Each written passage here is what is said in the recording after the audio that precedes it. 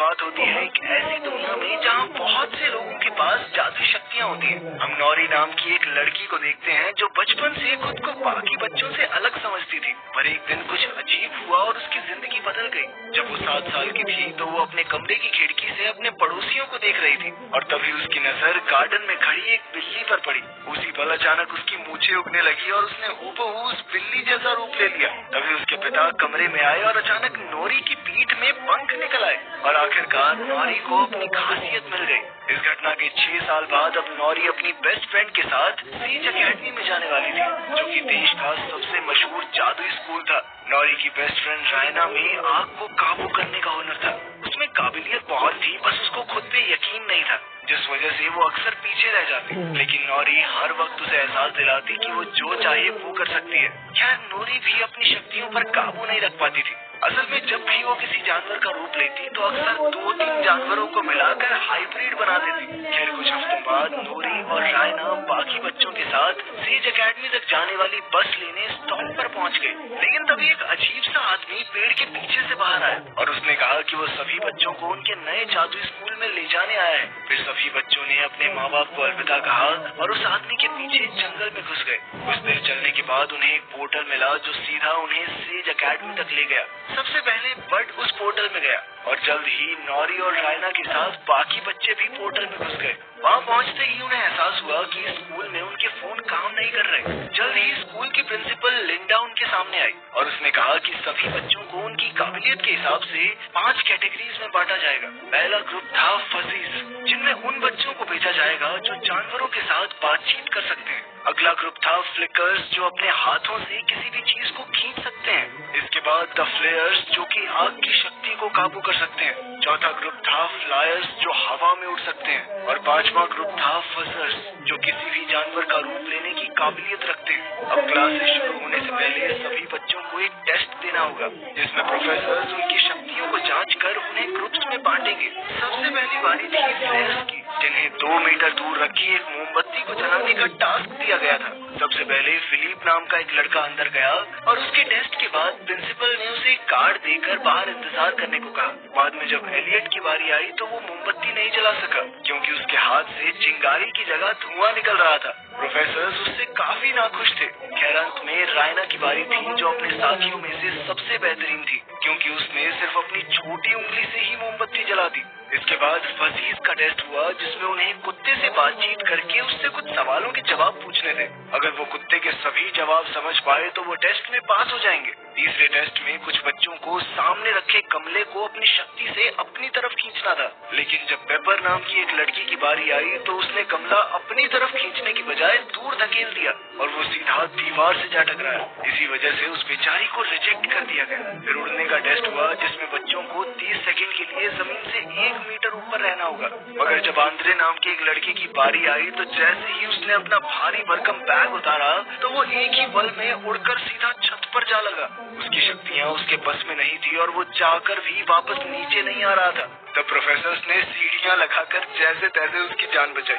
आखिरकार अब नौरी के ग्रुप की बारी थी और इस टेस्ट में उन्हें सामने रखी एक बिल्ली को देखकर 6 सेकंड के लिए हूबहू उसके जैसा रूप लेना है। मगर जब नौरी की बारी आई तो उसने अपना रूप बदला तो 2 सेकंड में ही उसकी पीठ में पंख निकल आए, जिसे देखकर सभी प्रोफेसर हैरान रह गए। असल में नौरी दोबारा से अपनी शक्ति पर काबू खो चुकी थी। खैर टेस्ट के बाद उसे भी बाकी बच्चों की तरह एक कार्ड मिला।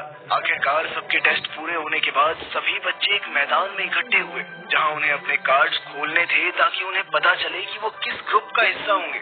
तब रायना ने देखा कि उसे तो आग फेंकने वाले ग्रुप में शामिल कर लिया गया था और वो बेहद खुश थी। मगर नौरी ने देखा कि वो फजर्स ग्रुप में नहीं थी, बल्कि उसके कार्ड पर तो यूटीएम लिखा हुआ था। तो उसे समझ नहीं आया कि ये कौन सा ग्रुप है। खैर फिर प्रिंसिपल ने सभी बच्चों को कैफेटेरिया में जाकर अपने ग्रुप की यूनिफॉर्म लेने को कहा, पर नूरी को यूटीएम के निशान वाले रास्ते पर जाना होगा। आखिरकार नूरी ने रायना को अलविदा कहा और वो जंगल के रास्ते पर चलते हुए यूटीएम हेडक्वार्टर्स में पहुंच गई। वहाँ बर्ड ने उसका स्वागत किया और उसे जमीन के नीचे बने एक हॉल में ले गया। जब नूरी उस क्लासरूम में गई तो उसे बाकी बच्चे मिले जो उसकी तरह जादुई टेस्ट में फेल हो गए थे। उन बच्चों को जादू की पढ़ाई नहीं करवाई जाती थी, बल्कि उन्हें देश भर के आम बच्चों की तरह आम तरीके से पढ़ाया जाता। ये सुनते ही नूरी को बहुत गुस्सा आया और उसने पूछा कि वो एकेडमी के बाकी बच्चों की तरह जादू क्यों नहीं सीख सकते। तभी प्रिंसिपल लिंडा वहाँ आ गई और उसने बताया कि यूडीएम का मतलब है अपसाइड डाउन मैजिक, यानी वो बच्चे जिन्हें सही जादुई शक्तियाँ नहीं मिली और ना ही जादुई शक्तियों का कोई फायदा था। लिंडा ने कहा कि वैसे भी तुम सब कभी अपने जादू का ठीक से इस्तेमाल नहीं कर पाओगे, इसलिए सही यही होगा कि वो तब तक यहाँ आम बच्चों की तरह रहें जब तक वो अपना जादू भूल ही ना जाएं। इसके बाद वो वापस असली दुनिया में जाकर आम बच्चों के साथ पढ़ सकते हैं। फिर उसने बताया कि साल 1939 में रेजिनाल्ड रॉबर्ट्स नाम के एक बच्चे की वजह से स्कूल में ये रूल बनाया गया। वो लड़का शैडो मैजिक यानी काले जादू का शिकार हो गया था। शैडो मैजिक ऐसा जादू था जो सिर्फ दूसरों को नुकसान पहुंचाने के लिए किया जाता था। तब उस लड़के के जादू का मुकाबला करने के लिए प्रोफेसर्स और बच्चों ने मिलकर उसे एक खुफिया किताब में कैद कर दिया। ये शैडो मैजिक बिना किसी इंसान के शरीर में घुसे काम नहीं करता। तब लिंडा ने खुलासा किया कि शैडो मैजिक हमेशा यूडीएम के बच्चों को ही अपना शिकार बनाता है, इसीलिए उन सबको बाकियों से अलग रखा जा रहा है और उन्हें जादू इस्तेमाल करने की इजाजत भी इसीलिए नहीं थी ताकि वो अपनी शक्तियाँ भूल जाएं और ये खतरा टले। खैर उसी दिन चुने गए बच्चों को अपने ग्रुप की क्लासेस में भेज दिया गया।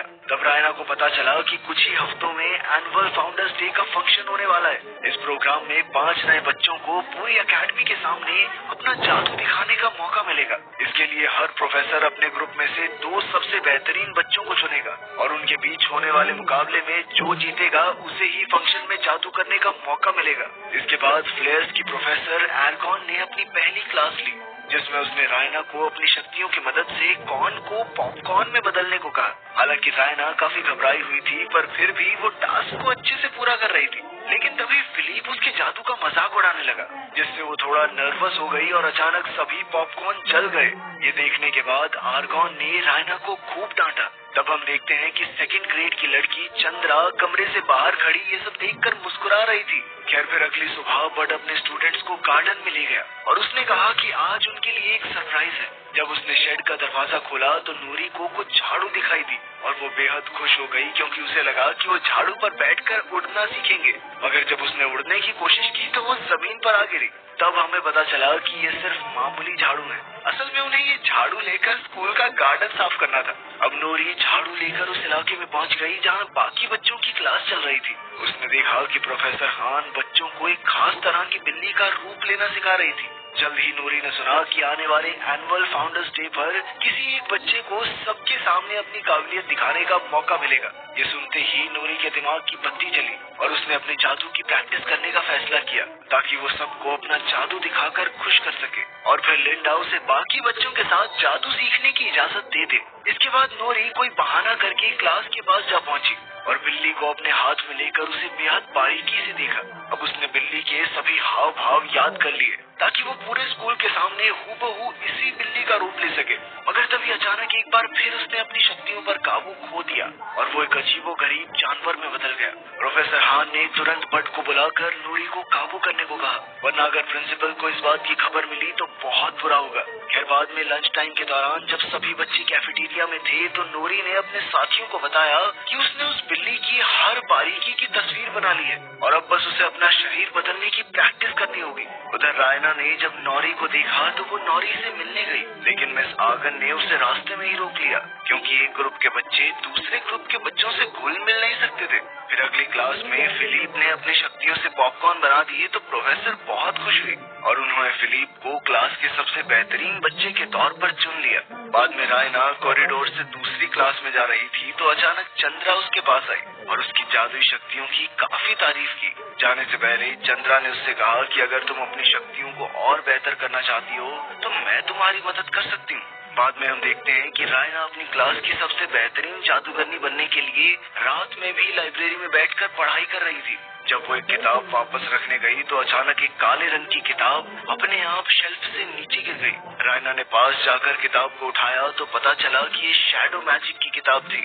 जैसे ही रायना ने वो किताब खोली तो अचानक सारी लाइट्स बंद हो गई और उसे एहसास हुआ कि उससे बहुत बड़ी गलती हो गई है। उसने तुरंत किताब को वापस रख दिया और अपना सामान लेकर अपने कमरे में वापस जाने लगी, पर जल्द ही उसने देखा कि ये किताब उसका पीछा करने लगी थी। वहीं दूसरी ओर नूरी अपने हॉस्टल में अपने बाकी साथियों के साथ बिल्ली का रूप लेने की प्रैक्टिस कर रही थी, मगर बहुत कोशिश करने के बावजूद वो 3 सेकंड के बाद कई सारे जानवरों में बदल जाती। फिर अगले दिन रायना ने खिड़की से नौरी को अपने नए दोस्तों के साथ देखा तो वो थोड़ी दुखी हो गई, क्योंकि उसे लगा कि अब नौरी उसे भूल चुकी है। तभी अचानक शैडो मैजिक की वो किताब खुद ब खुद उसके बेड पर आ गई और उसके पन्ने अपने आप पलटने लगे। वो एक चैप्टर पर आकर रुकी जिसमें अपने अंदर छुपी शक्तियों को उजागर करने की टेक्निक सिखाई गई थी। जब रायना ने ये चैप्टर पढ़ना शुरू किया तो अचानक उसके चारों तरफ एक काला बादल मंडराने लगा और तुरंत उसके शरीर में घुस गया। फिर कुछ घंटों बाद सभी नए बच्चे एक हॉल में इकट्ठा हुए। वो सब हर क्लास के तो सबसे बेहतरीन बच्चों के बीच होने वाले मुकाबले को देखने आए थे। सबसे पहले फ्लेयर्स की बारी थी, जिसमें फिलिप और रायना आमने सामने थे। फिलिप को यकीन था कि वो बड़ी आसानी से मुकाबला जीत जाएगा, मगर रायना ने समय से पहले ही कौन से पॉपकॉर्न बना दिए। फिर प्रोफेसर आर्गन ने पॉपकॉर्न खाए तो वो बेहद खुश हुई, क्योंकि वो एकदम परफेक्ट थे। आखिरकार रायना को फ्लेयर्स की तरफ से एनुअल फाउंडर्स डे पर अपना जादू दिखाने के लिए चुन लिया गया। उसी पल नूरी भी वहाँ पहुँची और उसने कहा कि वो अपना जादू ठीक करने के लिए कई दिन से प्रैक्टिस कर रही है। उसने अपनी काबिलियत दिखाने के लिए एक आखिरी मौका मांगा और तभी एक बिल्ली का रूप ले लिया। इधर प्रोफेसर हान उसका समय नोट कर रही थी और 4 सेकंड के बाद ही नूरी की पीठ से फिर से पंख निकल आए और वो अपनी शक्तियों पर काबू खो बैठी। वो बेहद घबरा गई और इसीलिए लगातार अजीबोगरीब जानवरों में बदल रही थी। तब रायना ने अपनी दोस्त को शांत करने की कोशिश की और शैडो मैजिक वाली वो किताब पढ़ने के बाद अब रायना की शक्तियाँ कई गुना बढ़ चुकी थी और वो भी अपनी आग पर काबू न पा सकी, जिस वजह से एक बहुत बड़ा आग का गोला बना जिसमें नौरी की बलि चढ़ने ही वाली थी कि तभी वो अपने असली रूप में आ गई। रायना ने तुरंत उससे माफी मांगी और बड ने नौरी को सहारा दिया। ये सब देखकर प्रिंसिपल लिंडा ने बड को खूब डांटा और उसे अपने स्टूडेंट्स को काबू में रखने को कहा, वरना उसे अपनी नौकरी से हाथ धोना पड़ेगा। इसके बाद नौरी और उसके दोस्त यूडीएम हेडक्वार्टर्स में लौट आए और वो बेहद दुखी थे, क्योंकि अब वो जिंदगी में फिर से जादू इस्तेमाल करने की उम्मीद खो चुके थे। तब हमें पता चला कि कई साल पहले बड भी उन्हीं की जगह था, यानी वो भी यूडीएम का स्टूडेंट था। उसे इन बच्चों के लिए बुरा लग रहा था तो उसने सबको जंगल में इकट्ठा किया और कहा कि वो वैसे भी इस नौकरी से खुश नहीं है। अब वो यूडीएम के बच्चों के सपने टूटते हुए देखकर थक चुका था, इसलिए उसने इन बच्चों को अपनी खास काबिलियत को अपनाकर उसका सही से इस्तेमाल करने की ट्रेनिंग देने का फैसला किया। फिर बड अचानक से गाने लगा और उसकी भाषा समझकर जंगल के कई जानवर उसके पास आ गए। तब ये खुलासा होता है कि बड भी फजी कैटेगरी का यूडीएम स्टूडेंट था। ये देखकर सभी बच्चों को एहसास हुआ कि वो अकेले नहीं है। बड बाकियों की तरह बोलकर नहीं बल्कि गाना गाकर जानवरों से बातें करता था। असल में वो छुप छुप कर अपने जादू की प्रैक्टिस करता था ताकि वो उसे भूल ना जाए। अब उसने चारों बच्चों को कल सुबह अपने जादू की ट्रेनिंग देने का वादा किया। बाद में जब वो वापस लौट रहे थे तो नौरी आज की गड़बड़ के बारे में सोच रही थी, तो उसे एहसास हुआ कि रायना के जादू में कुछ तो गड़बड़ी जरूर है और इसकी असली वजह पता लगाने के लिए उसने रायना से मिलने का फैसला किया। उधर रायना जब अपने कमरे में पहुंची तो चंद्रा वहाँ शैडो मैजिक की किताब लिए खड़ी थी। चंद्रा ने कहा कि इसी किताब की मदद से आज उसकी शक्तियाँ इतनी बढ़ गई थी। रायना को एहसास हुआ कि इस किताब की वजह से आज उसकी बेस्ट फ्रेंड नौरी की जान जाने ही वाली थी और उसने गुस्से में आकर चंद्रा को कमरे से बाहर निकलने को कहा, लेकिन चंद्रा के जाने के बाद वो किताब अपने आप जादू से उसके कमरे में आ गई। रायना ने गुस्से में दरवाजा खोला तो वहीं नौरी खड़ी थी और रायना ने उसी पल उसे गले लगा लिया। लेकिन अब शैडो मैनुअल का सच नौरी के सामने न आ जाए, इसलिए रायना को उसे कमरे से निकालना पड़ा। खैर अगली सुबह बड अपने वादे मुताबिक अपनी टीम को ट्रेनिंग देने लगा। सबसे पहले उसने आंद्रे की कमर पर पाइप बांधकर उसे कहा कि एक ही लेवल पर खुद को रोकने की कोशिश करे। फिर आंद्रे ने अपनी पीठ से बैग उतार दिया और ऊपर उड़ने लगा, लेकिन अब भी वो अपनी मर्जी से नीचे नहीं आ पा रहा था। लेकिन जैसे जैसे ट्रेनिंग आगे बढ़ी तो धीरे धीरे बच्चे अपनी अलग अलग खासियत को अपनाने लगे। अब वो बाकी बच्चों की तरह एक ही तरह के जादूगर नहीं बनना चाहते थे। इसी दौरान उन सब के बीच गहरी दोस्ती भी हो गई और धीरे धीरे वो अपने जादू पर थोड़ा काबू करना सीख गए थे। एलियट ने अपने हाथों से निकलने वाले धुएं को आकार देना शुरू किया और पेपर अपनी शक्ति से किसी भी चीज को दूर धकेलना सीख गई। इसके अलावा नोरी खुद को एक ही जानवर के रूप में बांधने की बजाय एक ही समय पर 3-4 जानवरों को मिलाकर नए रूप बनाने लगी। उधर रायना अपने साथियों को मजे करते देख रही थी तो एक बार फिर से चंद्रा उसके सामने आई। रायना ने चिल्लाकर उसे वहाँ से चले जाने को कहा और अब रायना ने वो किताब इस्तेमाल कर ली थी, यानी अब वो दोनों एक हो चुके थे। इधर बाकी सबने रायना से पूछा कि वो किससे बातें कर रही है।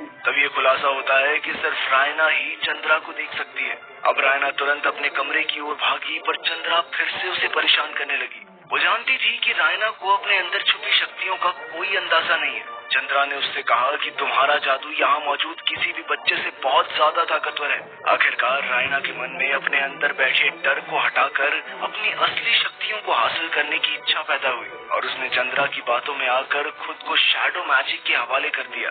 कुछ ही पलों में नोरी वहाँ आई तो उसे पता चला कि रायना पर किसी पूरी शक्ति का साया है, यानी शैडो मैजिक की ताकत सिर्फ यूडीएम के बच्चों को निशाना नहीं बनाती। खैर, अब रायना ने काली शक्तियों की चपेट में आकर एक वहशी आवाज में कहा, जल्द ही पूरा स्कूल तबाह हो जाएगा, इसलिए अगर नोरी को अपनी जान प्यारी है तो उसे भाग जाना चाहिए। नोरी तुरंत भागकर प्रोफेसर बट के पास गई और उन्हें सब कुछ बता दिया। तब नोरी के साथियों ने ये सच प्रिंसिपल को बताने का फैसला किया, लेकिन बट ने कहा कि लिंडा इस बात पर कभी यकीन नहीं करेगी, इसलिए उसने बच्चों को अगले दिन तक इंतजार करने को कहा। उसे विश्वास था कि वो बुरी आत्मा कल यानी एनुअल फाउंडर्स डे के दिन हमला जरूर करेगी। फिर अगली सुबह सभी बच्चे और प्रोफेसर्स गार्डन में इकट्ठा हुए और लिंडा ने रायना को स्टेज पर बुलाया ताकि वो अपने जादू का नमूना दिखा सके। पहले तो रायना ने अपनी जगह पर बैठे हुए ही आग से हवा में अक्षर लिखकर सबका स्वागत किया। फिर उसने खड़े होकर कहा कि उसने आज के लिए कुछ खास तैयार किया है। तभी अचानक उसने अपने हाथ में बहुत ही बड़ा आग का गोला बनाया और रायना की परछाई बड़ी होते हुए पूरे गार्डन में फैल गई। फिर उसके अंदर से एक डरावनी आवाज आई जिसने कहा कि वो इतने सालों के इंतजार के बाद लौट आया है। ये सुनते ही प्रोफेसर समझ गए कि ये वही आत्मा है जिसने कई साल पहले रेजिनल को वश में किया था। तब सबको एहसास हुआ कि शैडो मैजिक सिर्फ यूडीएम के बच्चों को अपना शिकार नहीं बनाता। अब इस राक्षस को सब कुछ तबाह करने से रोकने के लिए प्रोफेसर आर्गन और उसके स्टूडेंट्स ने मिलकर एक विशाल आग के गोले से उस पर हमला किया, लेकिन उस राक्षस को कोई फर्क नहीं पड़ा। इसके बाद प्रिंसिपल के कहने पर फजीज ने जानवरों को बुलाया ताकि वो इस राक्षस का मुकाबला कर सकें, मगर वो भी उससे डरकर भाग गए। इसके बाद शेप शिफ्टर्स ने अपना रूप बदला ताकि वो राक्षस पर हमला कर सके, लेकिन उन्होंने ऐसे जानवरों का रूप लिया था जो उसका कुछ भी नहीं बिगाड़ सकते थे। अब सभी बच्चों की उम्मीद बिल्कुल खत्म हो चुकी थी और अंत में यूडीएम के बच्चे सामने आए। पेपर ने अपने हाथों से जबरदस्त जोर लगाया जिससे राक्षस पीछे खिसकने लगा। फिर एलियट ने धुएं की एक दीवार बनाई ताकि राक्षस कुछ देख न सके। उधर आंद्रे हवा में उड़ गया ताकि वो राक्षस का ध्यान भटका सके और इसी दौरान नोरी ने एक भयंकर जानवर का रूप लिया जिससे वो राक्षस पर हमला करने वाली थी। आखिरकार लिंडा ने सभी बच्चों को अपनी शक्तियां मिलाकर एक साथ राक्षस पर धावा बोलने को कहा, लेकिन नोरी ने किसी को भी उसके करीब आने से मना कर दिया। वो जानती थी कि इस राक्षस के पीछे थी उसकी बेस्ट फ्रेंड रायना। अब उसने खुद अपनी जान खतरे में डाल दी ताकि रायना राक्षस पर काबू कर सके। राक्षस नोरी पर हमला करके उसका काम तमाम करने ही वाला था कि ऐन वक्त पर उसके अंदर से एक जबरदस्त आग के गोले का धमाका हुआ जिससे वो राक्षस वहीं भस्म हो गया। नोरी ने देखा कि आखिरकार रायना शैडो मैजिक से आजाद हो गई थी, जिसके बाद उसने चैन की सांस ली और रायना को गले लगा लिया। जबरदस्त आग के गोले का धमाका हुआ जिससे वो राक्षस वहीं भस्म हो गया। नोरी ने देखा कि आखिरकार रायना शैडो मैजिक से आजाद हो गई थी, जिसके बाद उसने चैन की सांस ली और रायना को गले लगा लिया।